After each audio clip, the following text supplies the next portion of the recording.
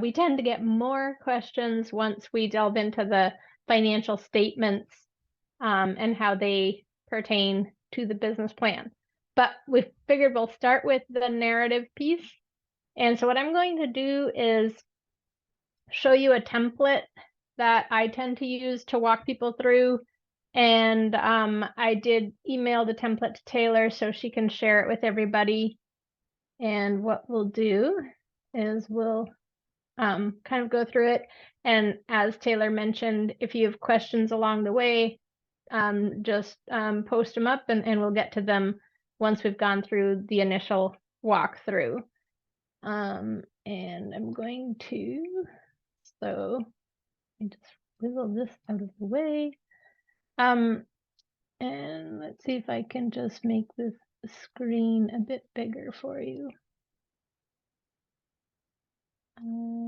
Zoom. Let's do maybe say 125. See how that does. And maybe I'll make it a tiny wee bit bigger. I'll try like 132. Okay. So the template starts out by just telling you sort of the rationale for having a business plan. What I like to think of for a business plan is that it's telling you for your own self why you're doing what you're doing. And especially if you're starting a farm is basically like it's a self-employment activity. And so you really want to understand what your goals are personally, and then how this business that you're starting or that you're in is helping you achieve your personal goals. Because what happens is you have the opportunity to direct your energy and your efforts. And so unlike a job where you just take a job and you then have to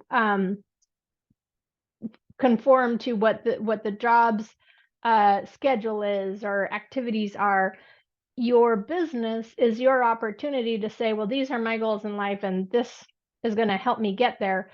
But the same can be true in that if you don't direct the business can start going in its own direction, and you just get stuck on this hamster wheel trying to catch up with what the business is doing, and it can be taking you away from where you want to go.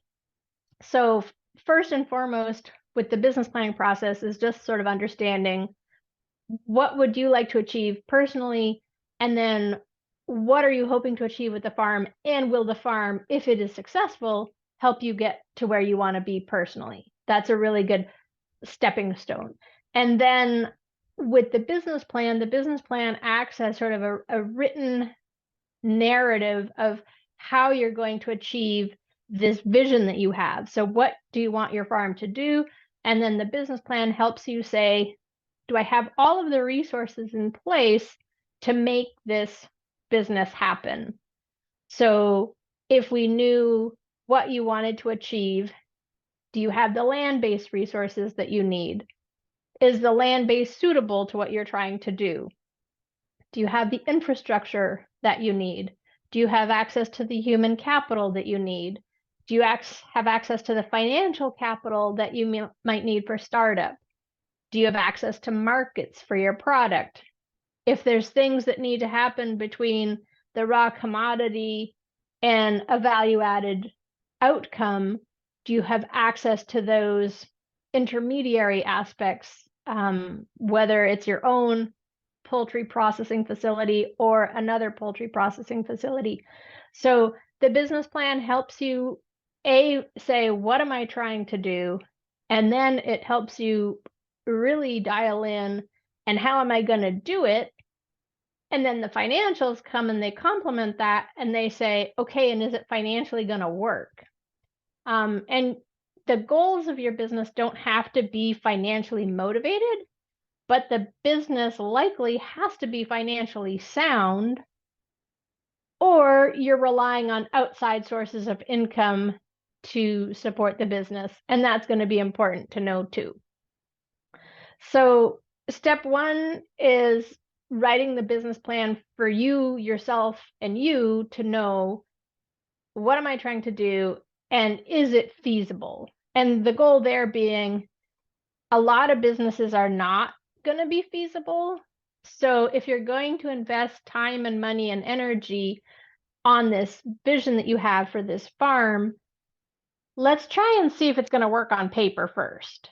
And then if it doesn't work on paper first, you won't have invested a lot of money or time into something that really didn't have legs underneath it to potentially be successful. Also, if you start out on paper and you determine that it's not going to work even on paper, at least it provides you the educated choice to then say, but I'm still going to proceed anyways.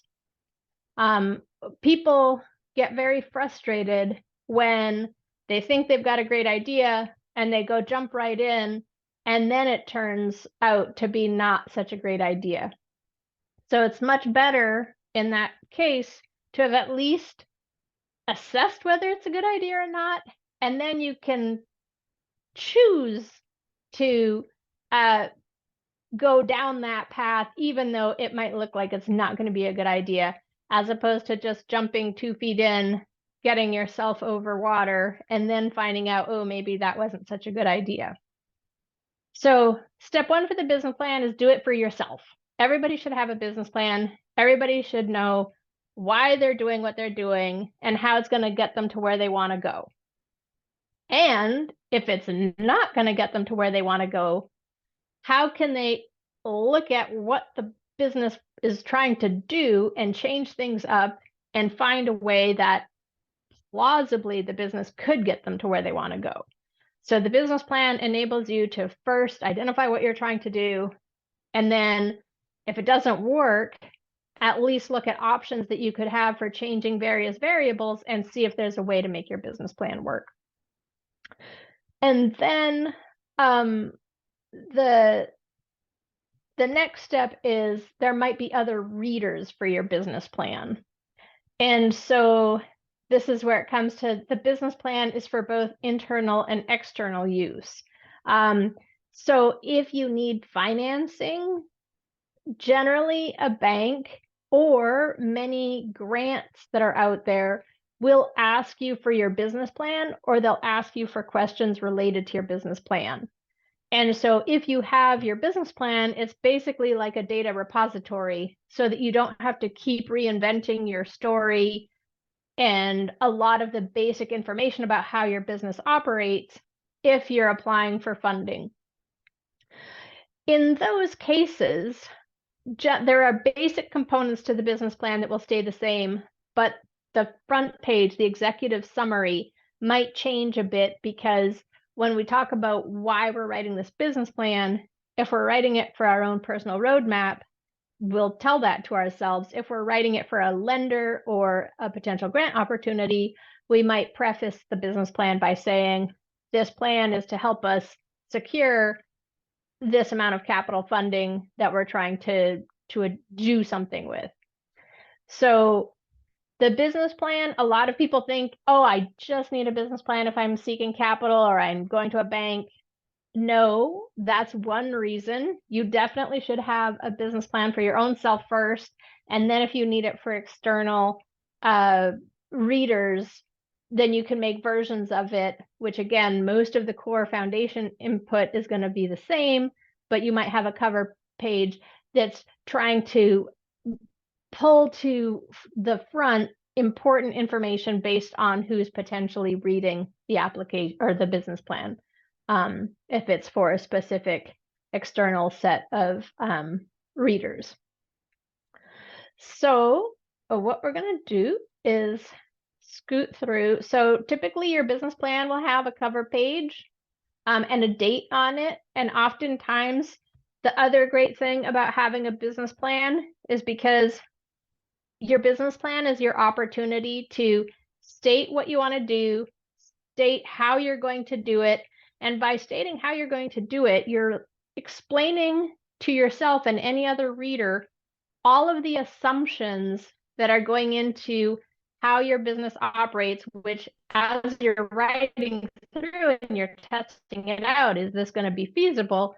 if it comes out at the end that this is a feasible plan, now you've got these assumptions that you can benchmark against. And that's actually the most important thing for you in your business plan, is to have a business plan that tells you what are your goals and your objectives and how you intend to achieve those goals and objectives, that allows you to then, at the end of a specific period of time, a year, 2 years, go back and say, did I achieve what I said I was going to achieve? And did the steps that I was going to take to achieve it happen? And it gives you the opportunity to say why and why not. Like, oh, well, we had a flood, and so the crops didn't come in as we thought they would. Okay, so we had an unexpected event, but we still anticipate that without the flood, that should transpire with the desired outcomes. Therefore, we're going to keep that plan in place, and we're going to hope for that same harvest this year. If we have 3 years of consistent floods, we might then decide, okay, we've got to change our plan up, because the amount of feed that we were expecting to generate is obviously not coming in. These floods are no longer a 1 in 100 year flood. They're actually occurring pretty regularly. We've got to change our contingency plan. So having the business plan allows you to remember why you're doing what you're doing, how you're planning to do it, and then review your progress. Because once you get onto the hamster wheel, you can get really stuck into that cycle of you're working in your business and you're not looking on your business.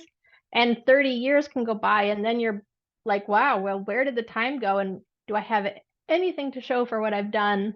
Am I anywhere closer to where I wanted to be? And so this gives you that opportunity to kind of, here's my road that I'm trying to follow. And as the road doesn't always, and it never will, follow the paper directly, but can I keep my sort of car within the guardrails?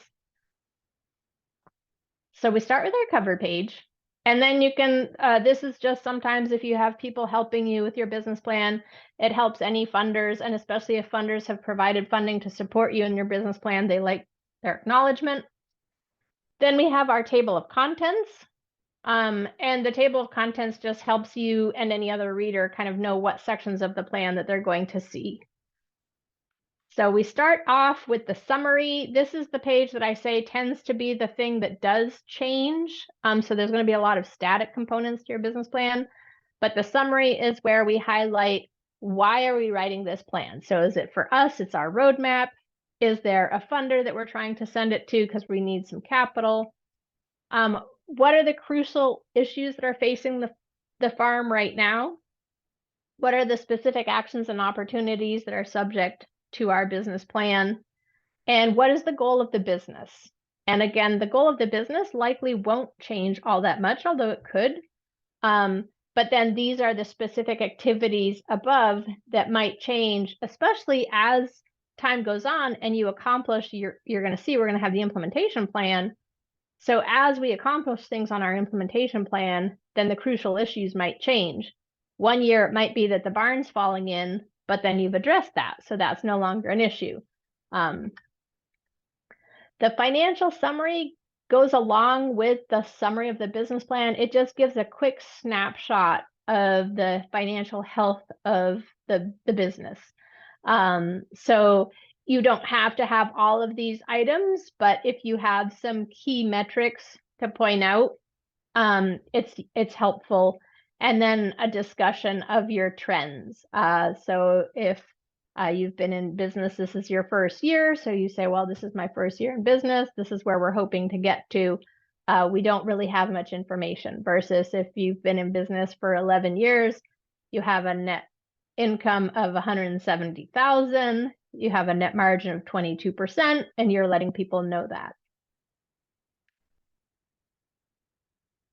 The basic descriptions are very cut and dry. These things won't really change much. The location of your farm, the size of your farm, that is typically based on the amount of land base that you have. So you own 100 acres. Of the 100 acres, 15 are in forest, 40 are pasture, and 25 are tillable, and the rest is for building lot. So you would explain what's the size of our land base, and then of that, what is the makeup of that land base.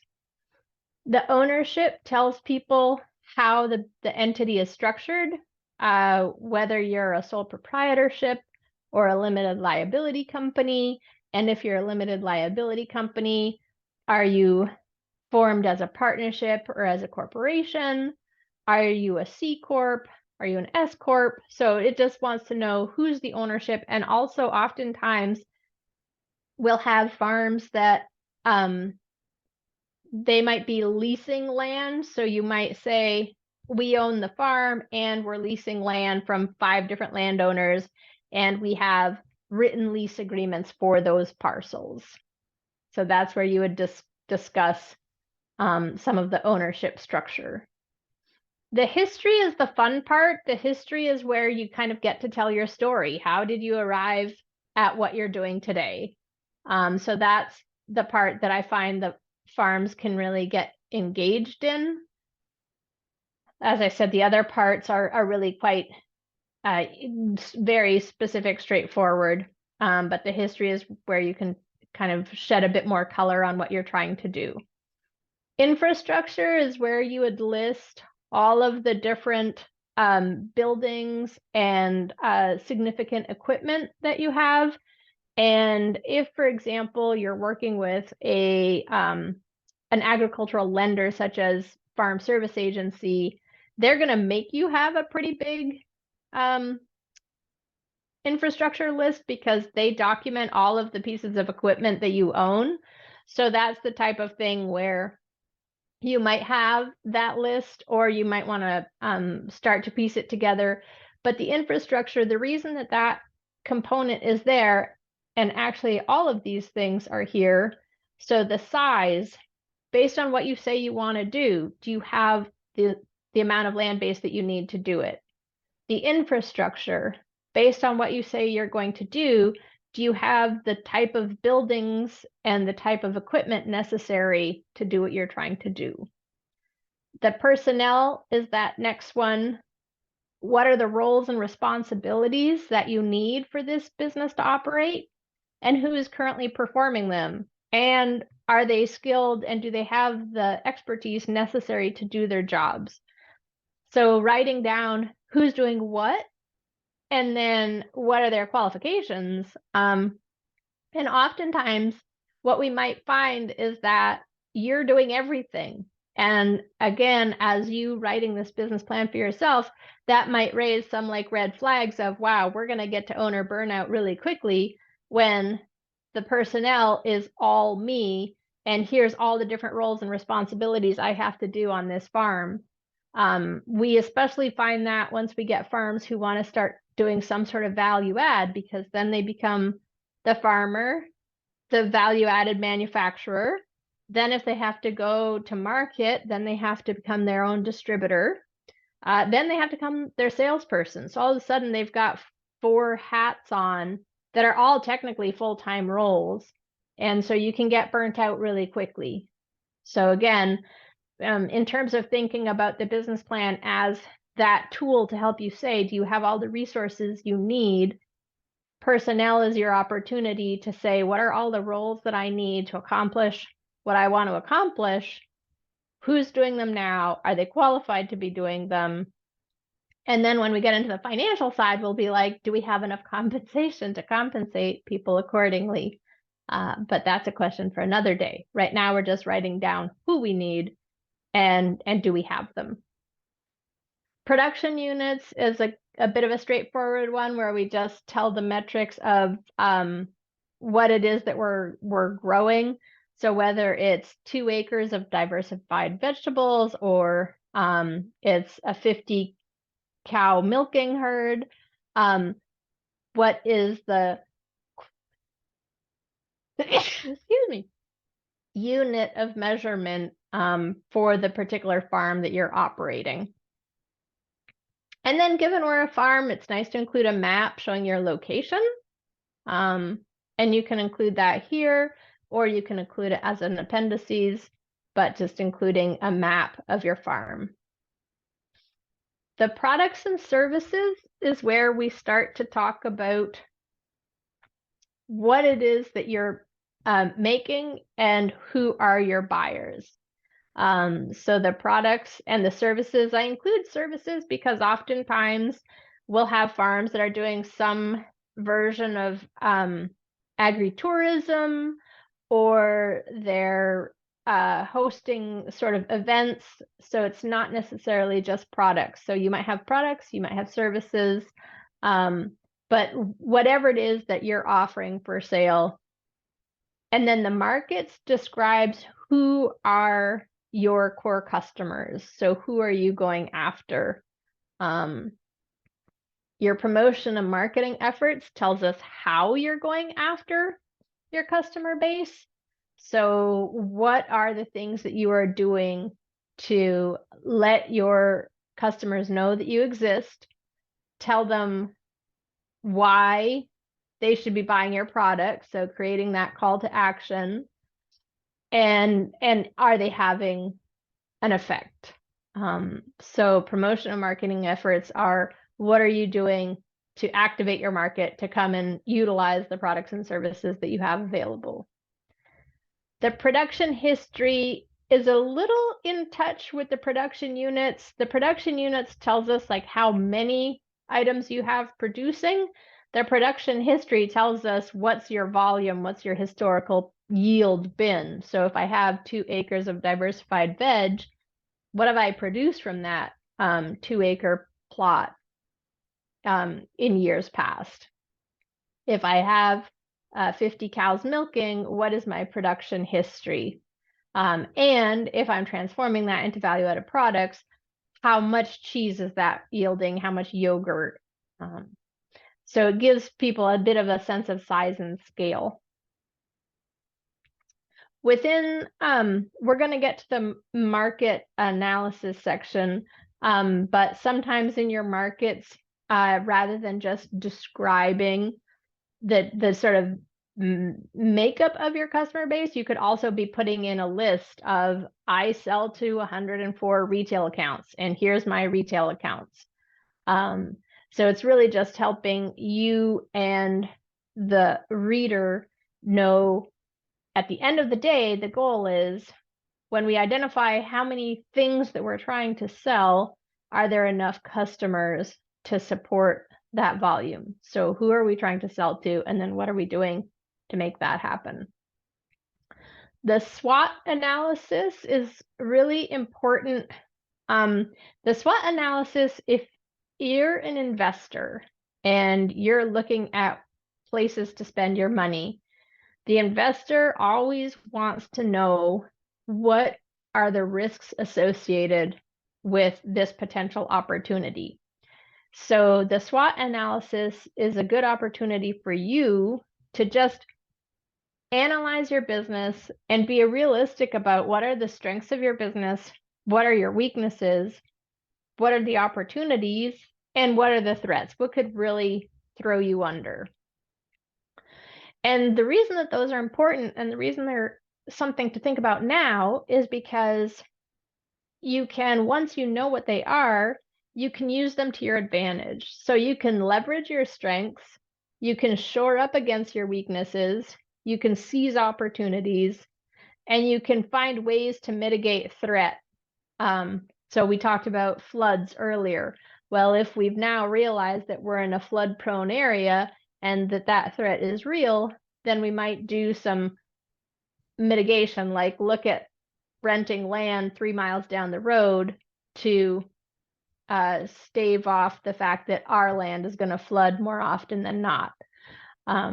So the SWOT analysis allows you to just be realistic in exploring what are the strong things about your business, and then what are the things that if you pay attention to them, you can work to address to mitigate them becoming an issue in the future. The interesting thing about being a farm and doing your business plan and being the owner of the farm is that so much of your farm is you. And so sometimes it can be really hard to, like, it feels like you're self-analyzing yourself, and that can be difficult. And really want to encourage you to just, we're not trying to look at the individual and look at your strengths and weaknesses. We're just trying to say, what does this business need? And then how can we make the business be as successful as possible? So kind of taking your own ability to self-analyze, which becomes very hard in this next section, the management analysis. But the best thing for your business is to be able to understand what are its strengths and weaknesses and helping it shore up its weaknesses. So the management analysis has 4 sections to it: the financial management, the sales marketing, the operational logistics, and human resources.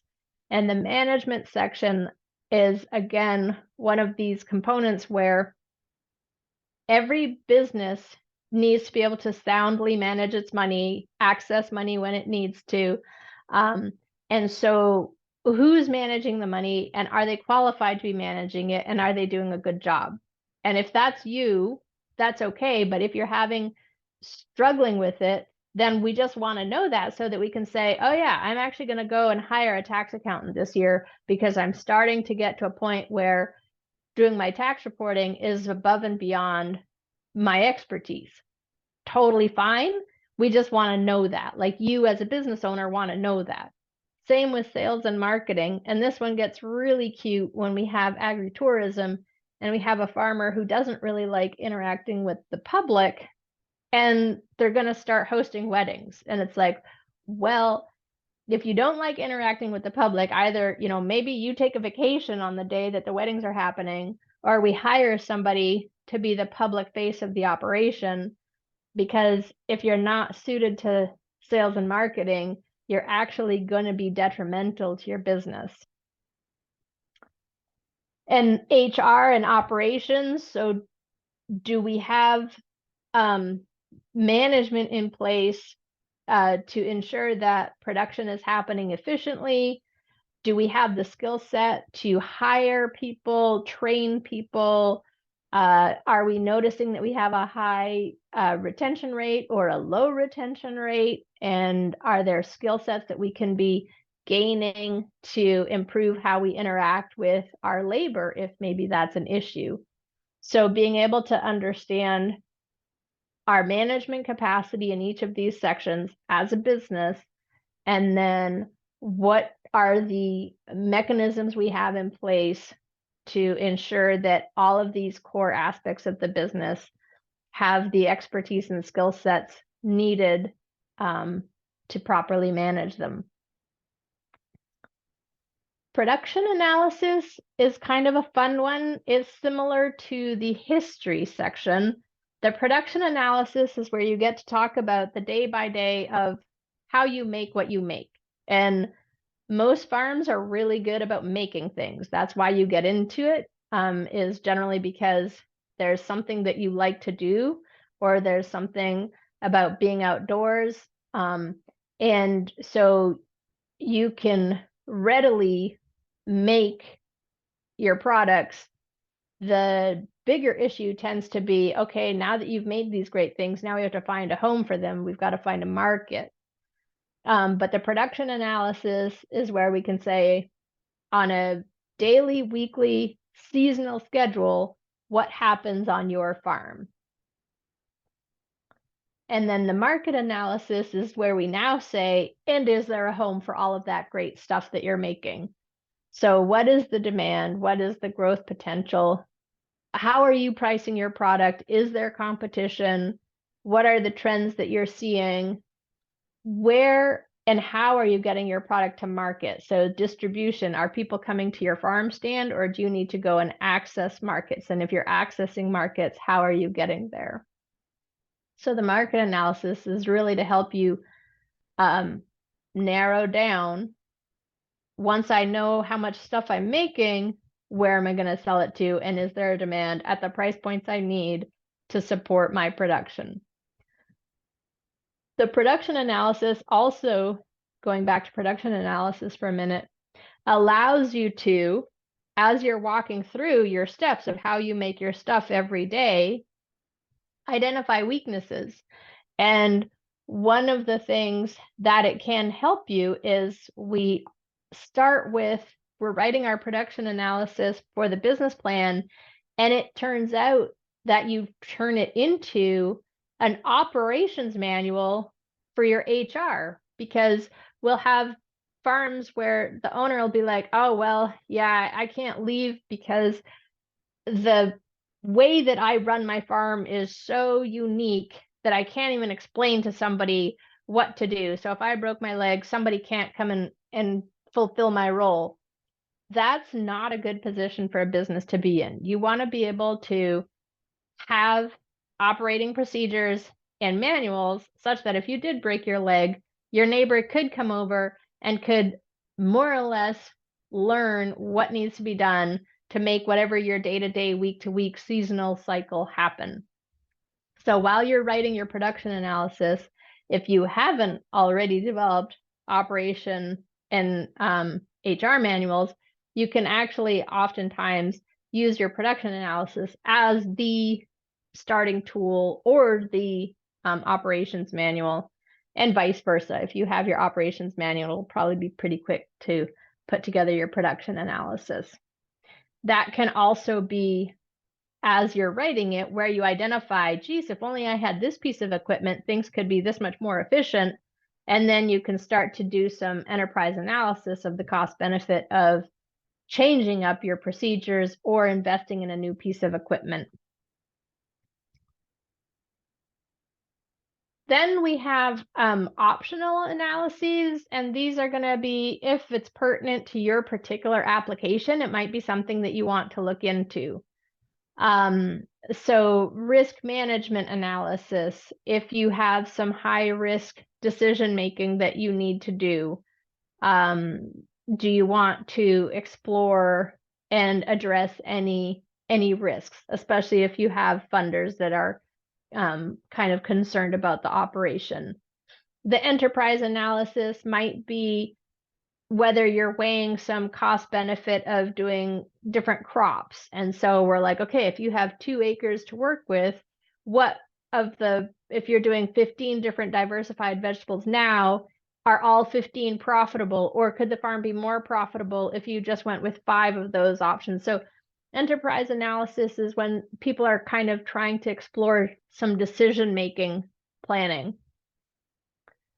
The comparative business analysis is if you're interested in how you compare to your peers. I typically don't recommend that you worry about what your neighbor is doing. It's more important that you understand what your goals are, and is the business plan, according to the way that you're planning to run the business, going to meet your goals. But sometimes, especially if you are doing things like securing funding, or if you're looking to put your business up for sale at a future date, some of the benchmarks for business valuations are, well, how do you stack up against your peers? And some of the metrics for potential lenders are, well, are you good at what you do? And so they'll want to compare and contrast you to industry averages. So comparative business analysis is if you know and have access to data that relates to your industry. So you can say, well, the average profitability of greenhouse grown tomatoes is this, and my business is this, so I'm kind of falling within or without of the range. But again, you would need to identify what your sources of information are and have access to that data. The sensitivity analysis is very focused on the debt service. And so if you do know that you're going to be taking out loans to operate the business, the sensitivity analysis can be really important, because especially if your loans are going to be variable interest rate, which most business loans are, we went through this nice period where we had pretty low interest rates. And then as we came out of COVID, interest rates shot up, And we actually had a lot of farms facing bankruptcy because they could no longer afford their debt service. So the sensitivity analysis allows us to look at the net income that the business is going to generate, and based on changes in potential interest rate, do you have enough cushion, and what is your cushion? And so what are the maximum high and low interest rates that your business can support? And it basically will tell you what your risk is. It won't tell you whether we're going to hit that interest rate or not, but the bigger cushion, the better, and the ability to withstand a higher interest rate, the better. The natural resource management analysis is, especially if you're doing anything that might require NRCS funding, or in Vermont, we have the state offers best management practices funding. I'm not sure if New York offers the same, but sometimes what you'll want is a natural resource management analysis, because that might help you identify, okay, yes, we do want to go after some conservation funding, or in looking at this particular property, if you haven't settled on a property yet, based on the business that you're trying to operate, what are the pros and cons of this property versus some other properties that you're looking at? So the natural resource management analysis just allows you to take into account the land base that you're working with, and what are the strengths and weaknesses of any particular piece of land. And then also, are there resources and organizations to help address anything that might need to be addressed. And then the energy analysis is kind of like an energy audit. What energy use does the business need? And then what potential sources of energy are there? So for example, would you be interested in powering your farm with solar or with wind or with alternative geothermal energy? And so again, what are the energy needs? And then what are the ways of generating that energy? And are there potential various types of energy sources that you might want to source? And then again, that might lead you to then look at what are some potential funding sources for alternative energy. And then we get into, this is the section that changes quite frequently, your planning and implementation. So the planning and implementation is my favorite part of the plan, because we've talked about what we want to do. We've talked about the resources that we have to do it. And we know that we've got this nice vision of the day-to-day. We've got it properly staffed. And so now the question is, okay, well, what are we trying to achieve? What do we want to do with that? And then what are the specific things that we're going to do this year to help us get to our short-term goals, our long-term goals, our sort of mid-term goals? And this is that section that you'll be able to then go back a year from now and check back. So did I do these things? Did I get the production facility I was hoping for? I said that I was going to be done. It was going to cost me this much money. The objective was to secure this infrastructure because I can't produce the product without it. Who's going to be accountable for doing it? And then the status of whether it's been done or not. We add these in because, again, it helps if it's you, yourself, and you've got a lot on your plate, and that might wind up being a limiting factor why a lot of action items on your task list don't get done. Also, if you're delegating and people have these as responsibilities, then it's up to them, and also up to you as the owner to make sure, are people doing the work that they said they were going to be getting done in order to keep you on track of achieving your goals. So we want to know what the goals are, and then we want to know specific action items that are going to help you get these goals accomplished. And you always want to remember some of the long-term goals, because we don't want to be just focused on the short term. We're still thinking about where you're going to be when you retire, and we kind of need to be getting towards there. So every year we want to be focusing on getting some immediate things done, but then also getting us to that long-term vision, which slowly but surely becomes closer and closer. And you don't have to have a lot of implementation plan bullets. It's just what are the things that, especially if you are you, yourself, and you got to think about what's within your capabilities. What are the core things that need to happen this year to help you get where you're going to be? And also, what are they going to cost? Because that's going to then inform our budget. And again, when are they going to get done? The deadline is important, especially, for example, if for things like marketing, if you have a catalog that you want to be in, or if you're trying to get into a new store and they're doing a product reset, they might do their product reset 6 months prior to prime time for selling of your category.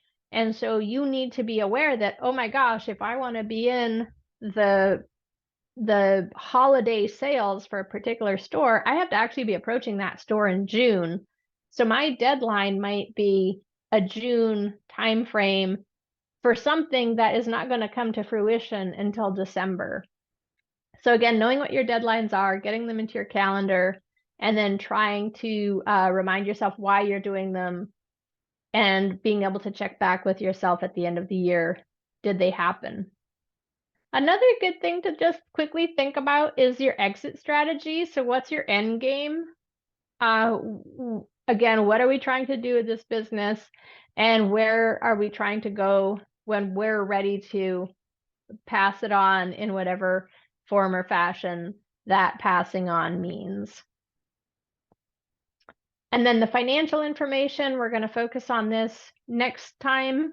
But the financial information, the first thing that we do in the narrative is we explain our assumptions. So these other documents, the balance sheet, the income statement, and the cash flow projection, those are a series of numbers. And so what we want to do in the narrative is we want to explain those numbers.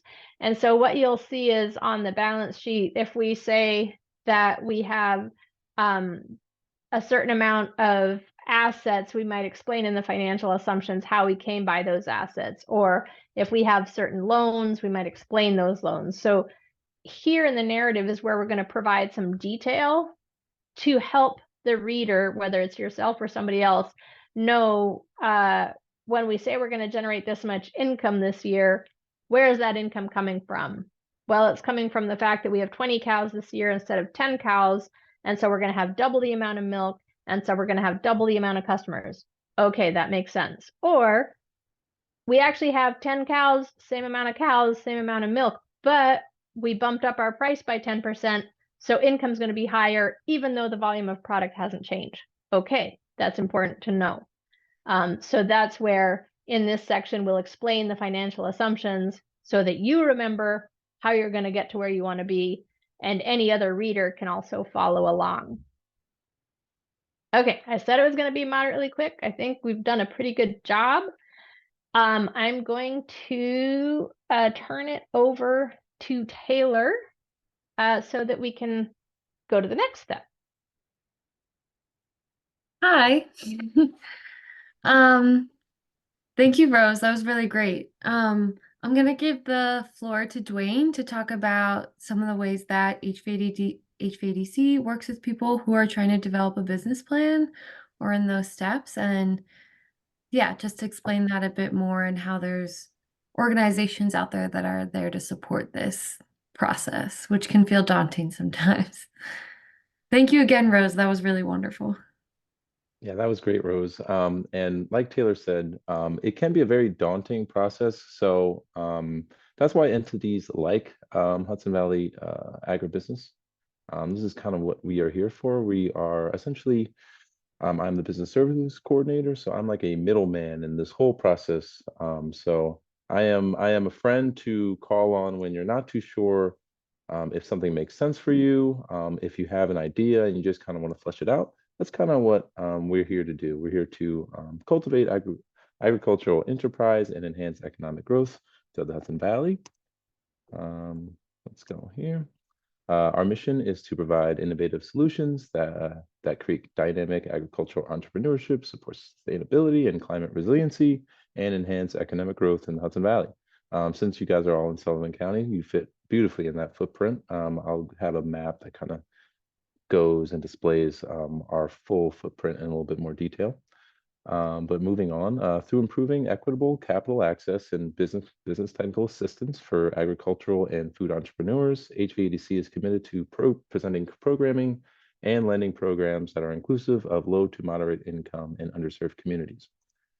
So just kind of going over, we help production agriculture, value-added food and beverage processors, alternative energy ventures, forestry and wood products, ecotourism, agritourism, research and biotechnology, and a whole heap. If it has to do with food, we will try to help you out. And if you know someone that is also in this sector, definitely give them our contact information.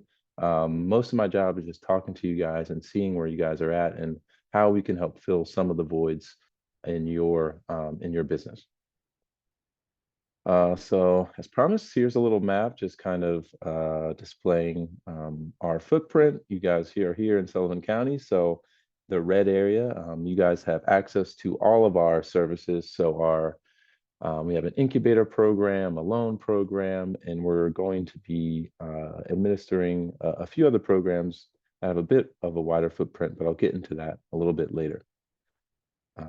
The Farm and Food Growth Fund, that's more of a lending situation. And if let's say that your farm and your operation maybe moves out of county to maybe a Lewis, or you're going to North Country, or maybe the Southern Tier, if we can help you out, we definitely have some friends over across the state and throughout the Northeast that can help you out. So we will send your information over to another entity, and we will try our best to partner you up with who seems right for your situation. But since you guys are all in Sullivan County, we don't have to worry about that just yet.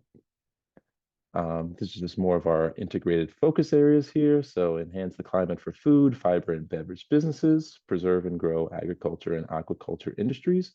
We're actually involved with Hudson Valley Fish Farm up in Hudson. So they do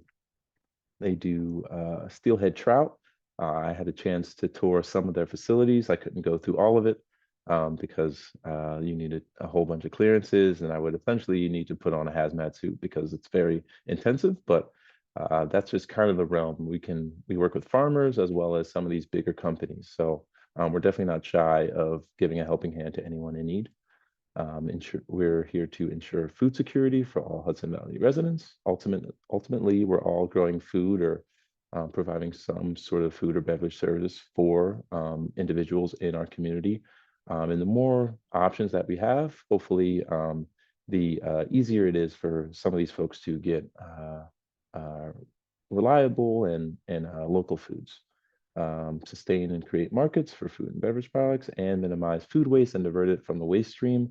That's another one of our programs, which I will get into later. That's another opportunity for you to make some extra money and also do some good. Quick anecdote.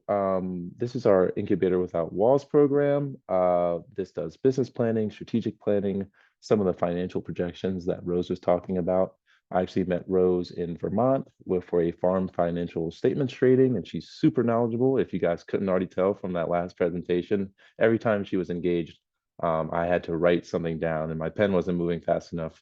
But she's super knowledgeable, and so are the bulk, pretty much all of our business technical assistance providers. They're experts. They've been doing this for years, and they love helping people. And the more information that you give them and that you provide, the better your product and the better your business will be for it. But essentially, this program is it allows you to be connected with professionals like Rose in helping with grant writing, value-added infrastructure. If you are looking to get some land, we've also worked with a few people. We also partner with CCE, with some of the businesses that are looking to apply for some of these grants. And this program is discounted at a 75% discount for all of those areas in the red. So instead of paying the regular price, HVADC is going to step in and help cut some of those costs for you guys. We know that you guys, as entrepreneurs, are stressed and you guys are putting on 1,000 hats, and you have to spend money for your distributors and just to keep your business afloat. So we step in and give you these services to allow more funding opportunities and allow you guys to get a bigger footprint. So this is definitely something. I sent Taylor the brochure and our intake form, and that will essentially go into greater detail, but these are some of the services that we are able to offer.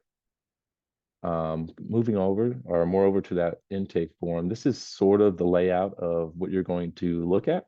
So this is question number 12. It's only about 3 pages, so it'll take about 10 minutes to fill out. The more, the better. Like I said, the more transparent you are with people like Rose and a few of our other professionals, the better. So if you don't feel like these checkboxes are sufficient enough, we have an open-ended section. We also encourage you to write in a separate Word doc if you feel like this is not enough and you have a better description in mind. Definitely feel free to apply and then attach that Word document with it. On a bunch of my emails posted all of our websites. So if you have questions while filling this out, I'm always free and always here to lend a helping hand. Yeah, that's pretty much here. We're going to keep moving. HVADC is also a CDFI, which stands for Community Development Financial Institution. So that's just a fancy way of saying that we're here to help people in underserved communities and people in underserved population and ethnic groups to get focused on food and contribute to the food system in the Hudson Valley. So we have some affordable and some preferable terms for financing, and we'll do our best to help you out for sure. This is kind of going into our loan fund. So our loan fund is, we have a few different pots of money that we pull from. Not that it really matters to you, we just know that you have access to it. We are working with New York's Job Development Authority, or JDA, for our agricultural loan fund. If you're dealing with food, then and you're in New York, you do qualify. We're also working with the U.S. Economic Development Administration. Likewise, if you're dealing with food, that's great. And this is a relatively new program, so unfortunately, we won't be able to lend with the intention of creating new buildings or anything like that. So they are machinery and equipment only loans. Or if you do get chosen and you are funded and you need some working capital for a grant or some sort of reimbursement situation, we can also provide some financing.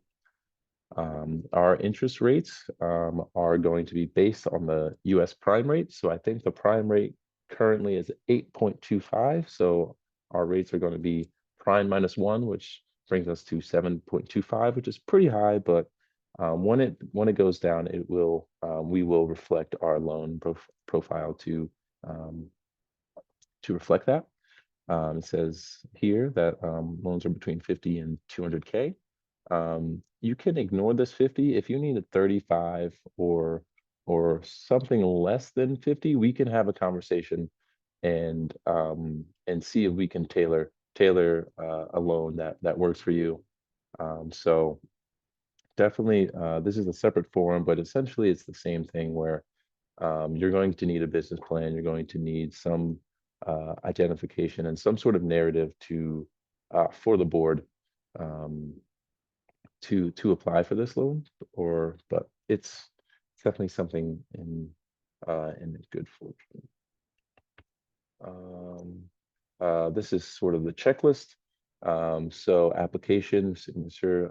This is just a regular form for the small business loan. Tax returns for the business and the owner. If you don't have 3 years, if you're a startup, and you only have 1 or 2 years. Projections are also one of your best friends, which you can get access to from the incubator program. So if you need to do projections for either a grant or a loan, that's where that program would fill in. We've got a bunch of people that are super knowledgeable about that. They're going to be working with you one-on-one. So at your discretion, if you say I need to meet Wednesday at 3 p.m. or Wednesday at 4:30, my kids get out at 3 and I only have an hour, our business technical assistance providers will be able to help you out and cater to you based on your schedule. It'll be one-on-one and you guys can have really in-depth conversations. You can ask questions. Make sure you're taking a bunch of notes because these people are very smart. So we're all in this profession to help you guys out. These are some other reporting. So if you do have questions on the rest of the checklist, feel free to email me or give me a call. I would love to answer.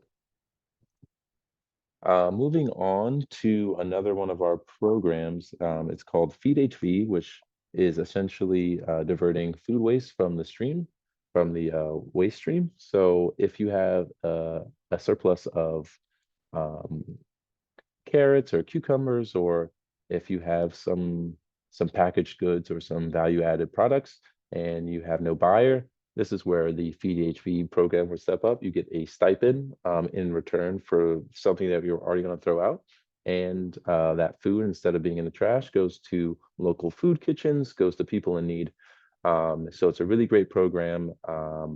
People, they come far and wide and they travel to your business and then pick up the food, and then they go to Poughkeepsie, Hudson. There's a few food fridges in Hudson, which is super great. I actually did some deliveries earlier this year, and immediately I put it in, and then people were like running to like grab it just because it was so vital and it was so needed. So definitely look into the Feed HV program. It's super great, and um, it's awesome. As someone who came from a single mother and I'm the youngest, programs like this are super helpful. So definitely look into that. Um, Another thing, which I'm going to just kind of walk around, is our Hudson Valley Bounty List. Essentially, you can view this as a LinkedIn for farmers. So currently, we have over 325 farms and enterprises with descriptions, product lists, photos, maps, and contact information for farms. So if I go in here um, and I want to find a food business, I can look in New York. You can see there's actually 350, and we got some over there as well. But let's say that I wanted to look for a farm in Sullivan County that sells vegetables. It's going to look up, and there's only one farm apparently. So there's Root and Roost. That's great. If I wanted to find a farmer's market, and let's keep it to that side of the river. Let's say Orange, Ulster, and yeah, Orange and Ulster. So we're going to apply and we're going to see who's available and where. So there's 43, which is amazing. So Woodstock, Saugerties, Port Jervis, Newburgh, Kingston. So these are all businesses and farms that are going to be a great resource that if you need to get into a farmer's market, it's great. And you have the information. So if I go to the Saugerties Food Market, it'll have their application, a brief description, some of the products, a website, and most importantly, it'll give you contact information, which is super helpful when you're trying to cultivate some of these connections with other farms and other food businesses. You can kind of think of the Hudson Valley as like a food web, and we're trying to create and invigorate this resilient agriculture and agri-cluster where primary, secondary, tertiary businesses are all working in combination to kind of create a stable system so that locals can get food and that local entrepreneurs can make a living. So we can't all be these billion-dollar companies that are pretty much buying up all of these different farms and properties. So this entire website was built so that the little guys can band together and kind of operate as sort of like a wolf pack, and we can all be a little bit stronger and a little bit safer, and we know where our food's coming from. So definitely take a look. You can add your business. It's super quick, um, and it's completely free, which is the best part. So definitely take a look at that when you have a chance. So I'm going to exit out of that one, and we'll get into this a little bit. I think on the next slide. Collaborative partners. Yeah, let me go to this slide. Another one, if for all of our BIPOC folks here, if you want to sign up, we're going to be doing a microloan accelerator, which this is all on our website. So I can share the link with you, Taylor. But it's a 3-year program. All entrepreneurs who successfully complete the program will receive $5,000 in microloans carrying a 1% interest rate and a 3-year long term. BIPOC and LGBT and other minority business owners are eligible in all of these beautiful counties. It's still that red map. If you're in that, you can see Sullivan right here. You do qualify. So there's more information going to be coming out later this month, but definitely sign up for this. And if you have questions, here's my email, and you can give me a call. This is also our contact information. Feel free. This is most of my job is talking to you guys. So any questions you have, it helps us out for you and for people who are also following you in applying for these programs, because it's super great, and I think everyone should know about it. This is another shout out to more of our collaborative partners. You can see CCE, Sullivan, and Orange County, as well as a bunch of other entities here. And that's pretty much it. I kind of had to speed through because I want to see if you guys have any questions, but that's HVADC. If I was talking too fast, I'm sorry. I'm from New Jersey, so I'm trying to slow down, but it's it's hard. All right, and I'm gonna stop sharing here and give the floor back to Taylor. That was great. Thank you so much, Duane. Especially like shedding some light on those upcoming programs and the Incubator Without Walls program. I don't think everyone knows about them, so I'll definitely share all that info in the follow-up email, and I'll share some of those links in the chat. Yeah, also I missed out one, sorry Taylor, but Oh no, we it's also fine. have a resilient food infrastructure accelerator as well. So it doesn't matter what creed, what race you are eligible to apply for that as well. More information is going to be coming out later this month, so keep checking HVADC's website, and to get all of this information automatically, sign up for our newsletter. We have a cultivator, it goes out every week. We have a something that goes out every month. So stay in the loop. The more sources that you have access to and that you are privy to, the better.